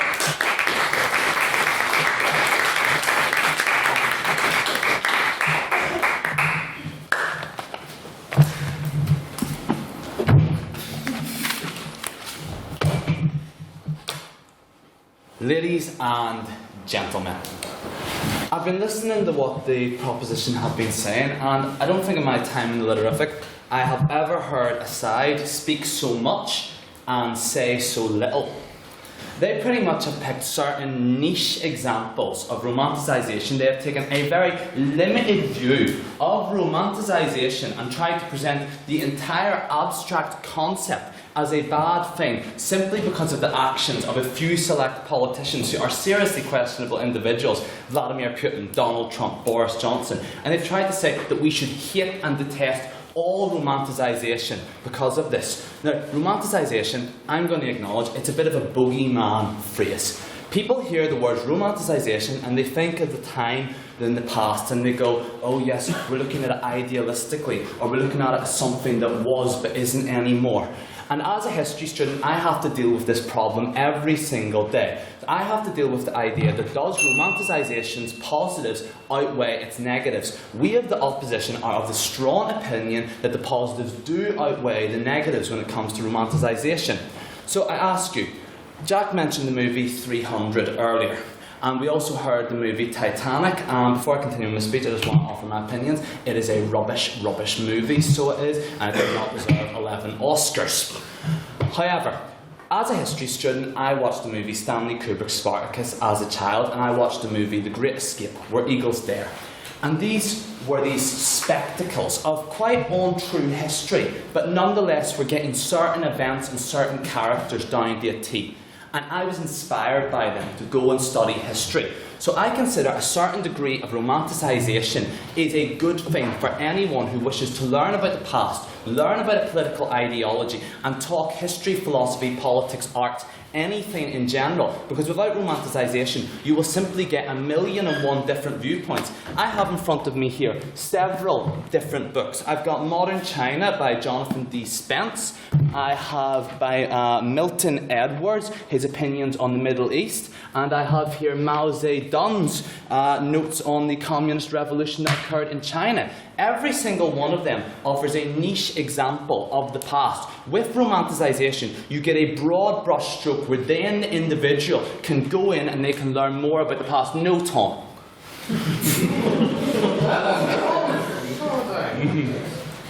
So with romanticisation, you get this world where people can learn an awful lot about the past and they then can go and read more about it. And as Jack said to me earlier, if it's romantic, at least you'll remember it. I'm not going to lie, I couldn't tell you one word that I've seen in this. I can quote entire speeches from movies that I've watched over the years and from plays that I've seen because the romanticisation inspired me.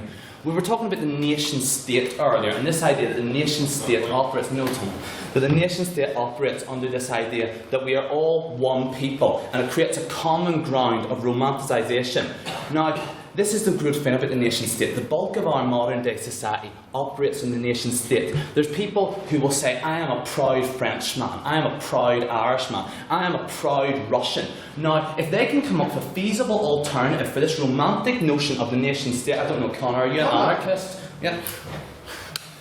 then we're arguing for the abolition of nation states, right? Yeah. Anyway. But what we were trying to say is this romanticisation, and you talk about balance there yourself. You know, the balance has to be seen as romanticisation can be used as a tool for good if you desire to study history, but it can also be used as a tool, as we have clearly outlined, for some of the most heinous acts in human history. I'm not denying that there are certain ways that romanticisation can be used for bad. However, I would challenge you, Connor, find one political ideology, find one arts movement, find one school of thought where someone could not turn it around and use it for negative. Every single school of thought this can be done for. Romanticisation is not safe from this. I will acknowledge that. However, the positives of romanticisation greatly outweigh its negatives, as has been proven in the previous two speeches by the previous two speakers. So, just because some romanticisation does result in populism does not mean that all romanticisation does this. I think we've eloquently proved that. How many people look back on history and go, oh my god, I'm going to go to the Somme Centre now and I'm going to learn more about that battle? Who goes and looks at something and goes, this is the future which I want to learn about? Countless people. Who gets involved with politics because they went and saw a speech about something that Harold Wilson did in the 1960s? Or, dare I say it, and as much as it pains me to say, some people might get in politics even because of a speech of Margaret Thatcher that they saw in the 1980s. Rose-tinted, yeah, romanticisation does have its problems, but it fundamentally increases the interest in the general populace. By saying you want to get rid of it, you're essentially saying you want to make education and by itself history and politics a thing for the elite. Only those of us who are willing to sit down and look at these boring texts day in, day out and not give it access to the common man. It's actually quite a classist argument to get rid of romanticisation that you are putting forward. No talk. I challenge you though to find one historical feature or one historical document which isn't inherently biased. There is a degree of romanticisation in everything we write, read and see. To get rid of that romanticisation is fundamentally impossible. It does exist everywhere. So this idea that we can just get rid of it, it just isn't going to happen, fellas. Yes? That's not quite the motion. It's not that we have to get rid of this romanticisation, it's that we regret that it exists. And I've countless times proven in this speech that we shouldn't regret it exists because of the mass interest it gives people in history and the mass different interpretations we get. If you truly regret it, you wouldn't get those countless interpretations throughout it. So, the three main points we're putting forward in this: romanticisation of the past is part of our culture. It's how many people get invested in history, politics, and any form of intellectual discourse. To ignore it and say we don't need it is simply to deny how humanity operates. If we look back in history through a narrative lens, we see that it is like a story. I'm sorry, but every single history document I read is like a story. Something happens, some more things happen, and then the thing's finished, then some more things happen. That is a simple way that you view history and politics whenever you study it. Yes, Miss Connor.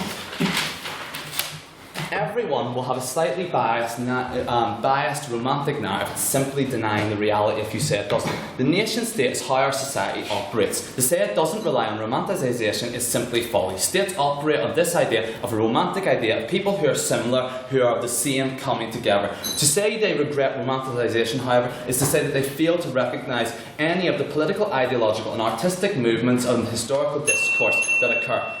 I want to just say this here as well. Yeah, the past isn't perfect, okay? We, however, keep this rose-tinted lens because that's how we move forward. I've looked at things from my past with a kind of rose-tinted lens, and then I've kind of went back on them and went, you know, it probably didn't go that well, it probably wasn't that good, but you want to know something? Sometimes a little bit of, you know, maybe making it a little better than it actually was isn't a bad thing for society to maybe go, yeah, we can do better. Thank you, ladies and gentlemen.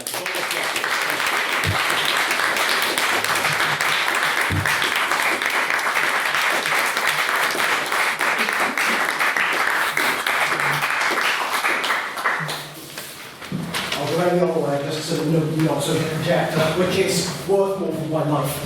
Here we go. Are there any questions for the proposition? Yes, there are. Mr. Matthew McCallion first. Thank you, Mr. President. There is a phrase that I've come across, and many people may have actually seen it. It's painted on the side of a pub in the South Centre, actually.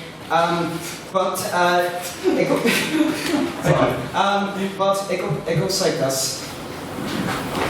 A nation that keeps one eye in the past is wise, but a nation that keeps both eyes in the past is blind.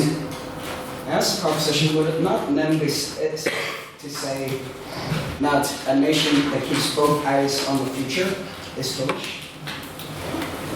I wish I'd seen that because I haven't used that. I think what it clearly illustrates tonight is our argument. We are not saying that we should look toward the future and forget the past. To regret something is to look at it, to acknowledge it. So we're exactly fulfilling what you just said there. Right? Thank you very much. Opposition to respond, if you wish to. Yes, sir. Why not? Leave Tom alone. Leave Tom alone. It's quite so, yes, I see what you mean. I think we should always look one eye at the past and then keep one eye to the future. If we were to look countlessly back on our past and pour over it again and again and again and again, then I think, we wouldn't be very happy with it as well. And I think I'm actually going to quote a wise man, Rob Stark, who once said, that if we were all guilty for the crimes of our relatives, and there'd be no one alive in this room right now. And I think looking back in the past is actually quite like that. That we've got to look back at stuff. Yes, regret it, but at the same time remember that it is our history, and we should look back on it as something that happened and something we respect and do have a good version, a good vision of. So yes, I agree with your statement you made about having neither the future and neither the past. Are there any questions? Okay? Yeah. You're just kind of wobbling a bit. For the opposition, yes, can you state your name for the minutes? Working. Mr. James Orchin, for those who don't know. The opposition made several remarks regarding films and how they might inspire people with regards to using rose-tinted lenses. Now, I'm sure I'm not the only person here who's seen that masterpiece, Braveheart. Which, if you took it as literal fact, you would believe that every monarch of the United Kingdom is descended to William Wallace, according to some strange love triangle in that film. So I basically just like to ask the opposition, is there not a point to get to where it simply isn't romanticisation and it's just complete tosh? It's basically just, for instance, Braveheart itself led to briefly, Mr. Orchin.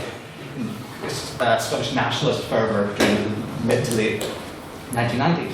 Do you think there's a point to get to where it isn't just romanticisation, it's just really not true whatsoever? Well, I think your opinions on Scottish nationalism are your own opinions. There are people with very logical, very good reasons as to why Scottish nationalism should go ahead, so I'm not actually going to address that point here. But I think that the larger point about Braveheart as a whole is this, that if you look at sorry, I can't remember to say that. Right. If you look at any historical interpretation, I've watched a series of Tudors, they get one sister of Henry VIII. Henry VIII had three sisters, but they combine them all into one character. There's always going to be, whenever you do a dramatisation, a certain degree of artistic liberty has to be taken. However, if you look at a movie like Braveheart, have you seen how many people have went into the field of Scottish historical research, or how many people have been invested to go and get jobs in Scotland in the film industry because of that? That romanticisation has had a knock-on effect on the economy and on the academics of our world. So I think we should actually go, yeah, do you know something? Okay, not totally historically accurate, but overall very good. Proposition, do you wish to respond? Yes, James, I completely agree. Braveheart, fantastic movie to watch. Going back to our point, romanticisation does lead to this idealised version of the past, and that is why we are sat here and not the opposition. Are there any abstaining questions? I'm going to remind everyone this is a question that is directed to both sides, not just to one that you want to sneak in. So are there any abstaining questions on the motion? Mr. Russell Mann. I would like to ask, because this was touched briefly upon both sides, this notion of respectfully looking at the past. I would ask both sides how they think it is best to respectfully look at and respectfully address and respectfully use the past in politics. Proposition to respond first. Kind of look at it, you need to look at holistic version. We need to look at both what happened as holistic. Take different sides, and everyone has different opinions on the past. Let's be fair. Some people say certain events were great, certain events were terrible. We need to look at it more holistic. We can't just look at the rose-tinted glass frame and go, oh, this side's the right side. You need to look at both sides of the argument and then kind of go, okay, we romanticise this bit, that is wrong and regrettable, but then we also go, there is a bit of truth to what maybe happened. Like the suffering of World War II, we romanticise the suffering of World War II. That's regrettable. We shouldn't romanticise someone's suffering or the suffering of a country or a world at the time. But we acknowledge it happened. We just don't romanticise as this great camaraderie or whatever way you'd like to phrase it. Well, I channeled that to a certain extent, but I think we need to look at it from a more individual perspective. I mean, if we look at kind of Britain as a nation and say, oh, Britain's bad because of A, B, C, and D, if we look at individual decisions that are taken within a nation, for example, the Second World War, if we look at it, yeah, we can see examples of camaraderie, we can see examples of individuals that stood up and stood against fascism and individuals that did amazing things across borders, but that's a romanticisation of the past to an extent that we recognise certain values. And I think that it is important to recognise values because values of camaraderie, values of bravery, and not even just in a sense of war, in the sense of individuals, civic individuals that stood up against nation states. I think that is important because that does then channel a better future. So as that quote said on the side of the building in the city centre, keep one eye open on the future and one eye open on the past. I think romanticisation does have a point there in terms of wider values and wider scope. Are there any questions for the proposition? Mr. Yes, can you state your name for the minutes again? Here goes. A lot of the arguments seem to center around this idea of Britain as a nation in decline. I would point out that unemployment is at a lowest level since 1974. Last year, Britain was the third most invested in country in the world, behind only the USA and China, with greater foreign investment than Germany and France combined. A lot of the Eurozone is currently in recession, Britain is not. I think you're grossly underestimating the success that Britain continues to be and will be. Listen, as someone who still technically lives in Britain, I want to see Britain succeed as much as the next person. I don't think our argument. They're a great trading partner. I don't think our argument really centred on Britain tonight. I think Britain was a convenient example with the current Brexit impasse. What we were clearly illustrating here is that as a whole, and Oakham said it quite well, as a history student, he will evaluate things and look at it from different perspectives. Yes, there are wonderful, beneficial points of romanticisation of the past, but we believe in the proposition tonight, and I think it's very, very hard tonight, that as a whole, the romanticisation of the past is an inherently damaging thing to our society. Yes, there are good points, but it is outweighed by the dangers that it threatens. And I don't think that we target Britain really specifically tonight. It was just a convenient example as one of those countries that is suffering from an issue with the romanticisation of the past. Opposition to respond. You're giving me this difficult voice. Tory party propaganda, right? Okay. Right, okay, I'm actually going to just say here, actually, no, the benefits of romanticisation of the past do greatly outweigh its detractors, as we proved for the investment it gets people. Olcan, please no sitting on the table. As we proved through how it gets people invested in history and the like. Whenever you're saying about Britain's unemployment rate falling and the like, and about having continual growth in one country, I think what you're saying there is that there sometimes can be used certain niche examples to try and say romanticisation is not a good thing. However, if you look at it overwhelmingly, you actually see more positives than negatives from it, and that's what we at the opposition adamantly believe. Are there any questions for the opposition? Yes, Ms. Jenna Cannon. So I'd like to address this point mainly to the second speaker of the opposition. I think that the negatives of romanticising the past can clearly be seen from the blanket statement that he made about Christopher Columbus being a really brave guy, and how we should follow. I'll take. Yes. And I feel that this is kind of the opposition's entire thing. The opposition is not looking at actually weighing up and balancing our analysis of the past. They're looking at making blanket statements like that, and that for me is a big example of that. I'll take it. So I recognise what you're saying now, and I think that's why it's important that we distinguish people, that that embodied certain values in some respects and embodied some values that were horrific in other respects. And I appreciate that. But this is why it's important that people can reflect on certain elements of character and elements of people, you know, at the end of the day, regardless of how he was. I mean, romanticisation inspires. It's not purely on the basis that he wanted to channel everything that individual did. And I do appreciate that Christopher Columbus was, a very tainted individual in regards to what he did. But in regards to his exploration, I think that you can channel ideals from individuals and take. Or the wider explorers, you can take a kind of interpretation from their original voyage, regardless of separating that from the effects of, say, a political, which it was a political endeavour that centred around war and didn't do it. So I think the general exploration, it inspires, it's about values. Proposition to respond. Can I just have for clarification? You said Lance Armstrong and Christopher Columbus. Yeah. Did you mean Neil Armstrong? No, I said Neil Armstrong. You said Lance Armstrong.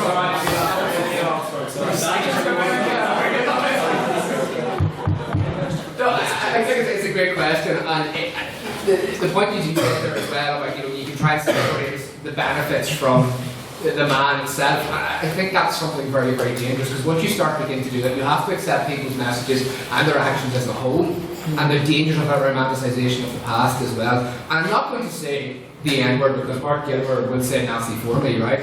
But I'm not going to. But it's a clear example. You can't say, well, he has some great moves in the health industry. You have to take this dangers of the romanticisation of the past as a whole, and that's what it unfortunately is.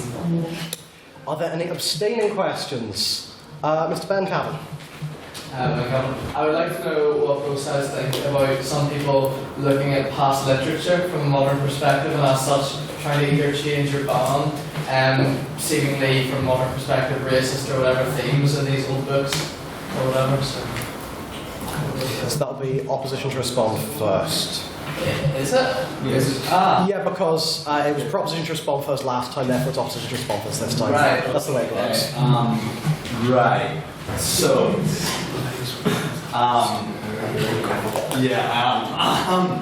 right, okay, nothing's coming in my head, but I'm going to keep saying. Right, okay. So, you're saying that about censoring previous historical works that may have things in them which would in the modern day be considered unacceptable. And I think this is one of the things we have to really consider the audience that's going to be looking at those things. So I would consider anyone in university to be of the mature enough level, or anyone who's above 18 of the mature enough level, to actually read them and realise that this is not how our society operates and thinks today. However, I think whenever you're talking about people under the age of 18, there does have to be consideration taken for that this could negatively impact their views and opinions. And I think it's one of the things where you've really got to look at it, is the individual capable of reading this stuff? And I think we've got to ultimately go, yes, the individual can read the stuff, but it must be made abundantly clear to them that views like in controversial texts such as Hitler's Mein Kampf are not acceptable in the modern world. And yes, that's my answer. Proposition, do you wish to respond? We ain't been in on some of these books that may contain items. I'll use the Mein Kampf as an example. We should really romanticize or anything. But it's just illustrates why we regret it. We regret these things happen. That it means basically these things we regret happened, but we shouldn't romanticize it or forget that they did. If you get me? So, we will now move on to one final round of questions. Please keep your questions and responses very, very brief. Are there any questions for the proposition? Handed up very quickly, Mr. Russell Laird. So, we have a very extensively example-driven argument from the proposition in this debate. Examples primarily being drawn from right-wing populism specifically. The question I would pose to the proposition is, do they not accept that essentially every political, social, historical movement that exists or could exist will in some way romanticize the past. And that they, in fact, are simply saying, we regret the romanticization of the past when it doesn't suit us. Some examples of like the things we would consider good romanticization, Martin Luther King and the Civil Rights Movement, something we consider, the left's romanticization of the struggle of workers throughout history to be good examples of romanticization, and so thesis all throughout this. So do they think that that is the case? It's an excellent point, and there's some really fantastic examples there. And I think the motion itself, we look at romanticisation as a whole, and it again plays into, we have to be incredibly callous and subjective here and look at it from a clear approach in that, on balance, do we regret the romanticisation of the past? And the question is similar to the argument from the opposition tonight in that there's some fantastic examples of romanticisation of the past. But what we have argued clearly is that the clear facts remain. This, as a whole, on balance, is something that we should regret.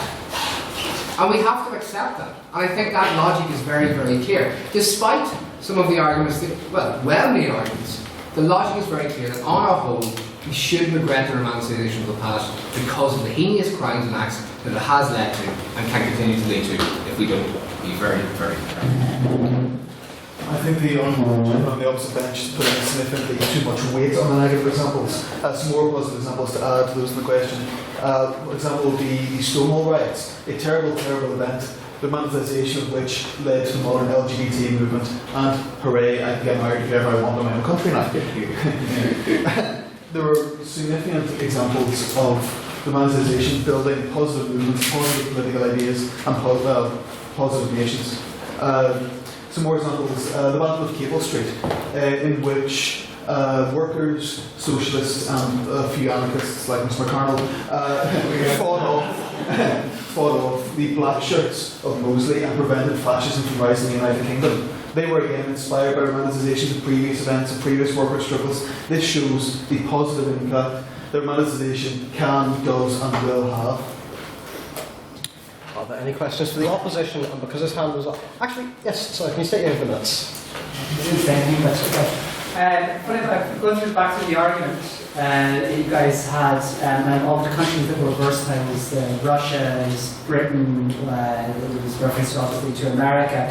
Olkin, you had a book there which is Modern China. I think there was a gaping hole in your argument in the sense that China is a country that doesn't, modern China anyway, is a country that doesn't romanticize the past. A population of 1.6 billion people. Please. 1.6 billion people, and the only way that they can continue on is by not doing that, because it would be impossible to keep people on like that, because minimalism as an idea has to simply by not romanticizing the past. Sam. Yeah. McDonald. Right, Sam, thank you. Can I just get you to clarify very briefly, by minimalism, are you referring to one-child policy here when it comes to China, or are you referring to the Chinese culture in itself? Chinese culture. Right, okay, actually, in one of these readings here, I can categorically prove that that's not a true statement that you've said. So, whenever... Please keep it brief, there's a lot of paper there. Yeah, whenever the People's Republic of China came into being, they originally did try to implement a very Western Soviet education system and cultural system, and that just categorically didn't work. So one of the big reforms that Mao made, and it was then followed up by subsequent Chinese leaders, was to bring in a more Confucian attitude again, which has been prevalent in China really for about 1,000 years beforehand, and made it more of a mainstream of Chinese culture. Did they bring in reforms whenever the CCP came into power? Yes, they did. However, did they also respect the old way? Yes, they did. In China, we don't really understand it as a culture very much. We look at things as a very linear thing. They look at it in a much more cyclical way. And the current Communist Party are almost considered sort of dynasty-like power, because they're very different from your standard Communist Party. So no, they do actually very much respect the past and look back on it. However, I can see how with the reforms that were made it could be misinterpreted otherwise. I did my dissertation on this, by the way, so thanks for the library. Proposition to respond. if you want to. Oh, no, I think that's the first time I've had this year. Any incredibly brief abstaining questions? And the hands up already. Mr. Mark Gilmore, please keep the question and responses fairly brief. There's a 2009 Ricky Gervais film called The Industrial Line, which I think is very relevant to tonight's debate. Essentially, it's a world where nobody can lie, and the only form of entertainment is completely 100% factual looks into the past, which is one, very boring, and two, when Ricky Gervais can lie, he eventually makes up all sorts of weird and wacky past events which completely misleads people. So are we faced with a boring reality, or is it better to keep away from that and say, listen, we'll not mislead people? The opposition responded last time, so this goes to the proposition. I don't think, one of the propositions right is like saying we can't, watch a movie or like, pretend that we're something that we're not. We're just saying we regret our imagination of the past, I get your point though. We don't want, we want Jack to enjoy 300. We want, we want people to enjoy fiction and to enjoy their interpretations of history. That's not wrong, we're not saying that's wrong. We're just simply saying that we should regret this dangerous romanticisation of the past as a whole. Just as the question was given earlier of the argument on the side of the pub. Any arguments that is also good While you have not said that you should ban all films, it's just a logical consequence of the argument you're making. And I would like to thank Mr. Gilmore for linking back to the example I gave in my speech of how boring an actual documentary on Sparta would be compared to 300. The simple fact is, romanticisation is a necessary part of our culture when it comes to pop culture. Movies like Titanic wouldn't have them, movies like 300 wouldn't have them. There's so many examples of this that basically it is impossible to imagine our pop culture without it. Okay.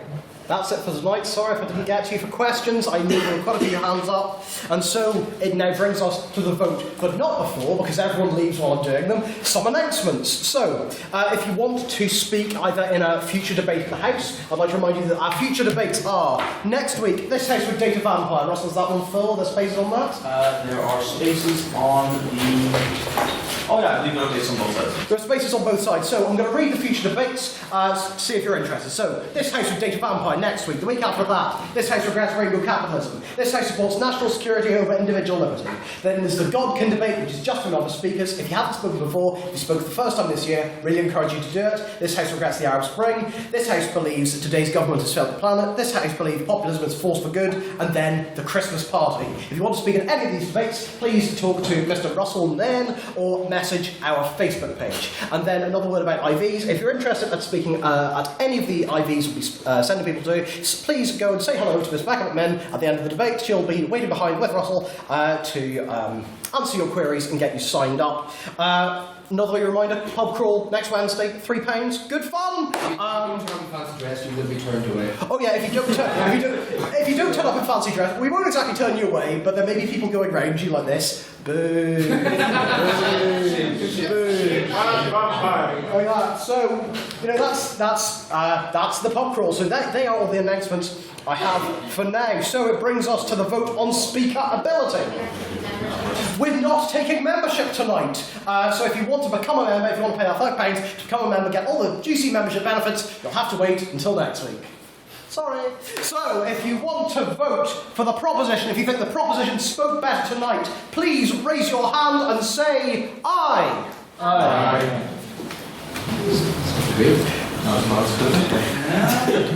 All things considered, like, it's going to be 48, 51. Nah, they feel like they understand. And all those who think that the opposition spoke better, please raise your hands and say nay. Nay.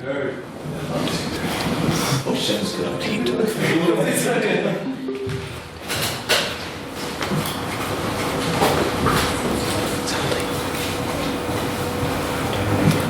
And all those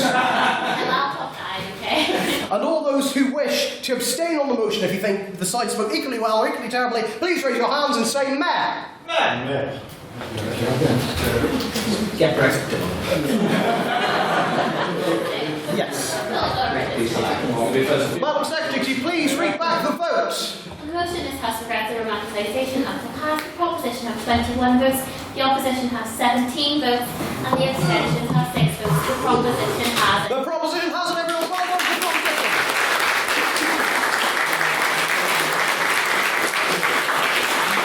I'd like to thank all of our speakers, especially the new speakers, for giving us an excellent debate this evening. I'm going to bang the gavel in a minute. When I do, speakers to the front for a photograph. Everyone else, go to the pub, pencil tidy up the room. I declare this meeting adjourned.